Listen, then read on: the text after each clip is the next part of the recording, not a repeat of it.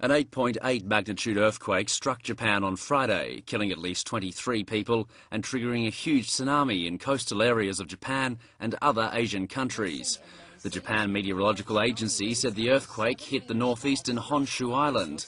A 10-metre tsunami washed through the port city of Sendai, where many houses were flooded with seawater. Meanwhile, the runways of Sendai airport were submerged.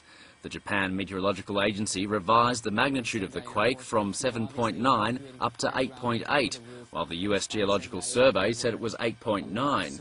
The epicentre of the quake, which occurred at 2:46 p.m, was located 130 kilometres east of the coast of Miyagi Prefecture at a depth of 24 kilometres under the seabed. After the huge quake occurred, all Japanese cabinet ministers were summoned to the Prime Minister's office and a crisis management team was set up. In Tokyo and surrounding areas, up to 4 million homes suffered power cuts. The Chief Cabinet Secretary Yukio Edano said the government has dispatched Self-Defence Force troops to Miyagi Prefecture, and the Defence Ministry has sent 8 air freighters to check damage in the worst hit areas. And the police agency will dispatch 900 rescuers to the quake-hit areas in the country's northeast. Transport has also been affected. All Shinkansen bullet trains were halted, and the Tokyo Metropolitan Expressway, as well as the Tokyo subway and suburban rail services, were also closed following the quake, but no big collapses were reported in the city. In Iwate Prefecture, a 4-metre high tsunami was observed and dozens of cars and buildings were washed away. In Fukushima Prefecture, 2 nuclear plants on the Pacific coast were automatically shut down. Fires were reported across a wide area, including at an ironworks in Chiba Prefecture.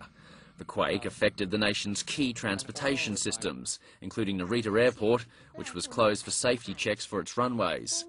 The Japanese Prime Minister Naoto Kan has vowed that the government will make full efforts to deal with the impact of the earthquake, noting that it's caused extensive damage. He urged the public to act calmly and to keep themselves abreast of the latest information, and said so far there has been no problem with the nuclear power plants that were in the quake zone. The tsunami triggered by the quake began striking the coastal areas of other countries in Asia on Friday afternoon. The Filipino authorities have already raised the tsunami alert to level 2, which means mandatory evacuation in eastern coastal areas. Meanwhile, the Indonesian Meteorology and Geophysics Agency has also issued a tsunami warning for the northern and eastern parts of the country.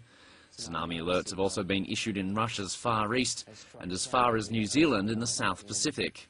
China's National Marine Environment Forecasting Centre said that the earthquake was likely to cause a tsunami within a radius of hundreds of kilometres of the epicentre, but it will not have a disastrous impact in China's coastal areas.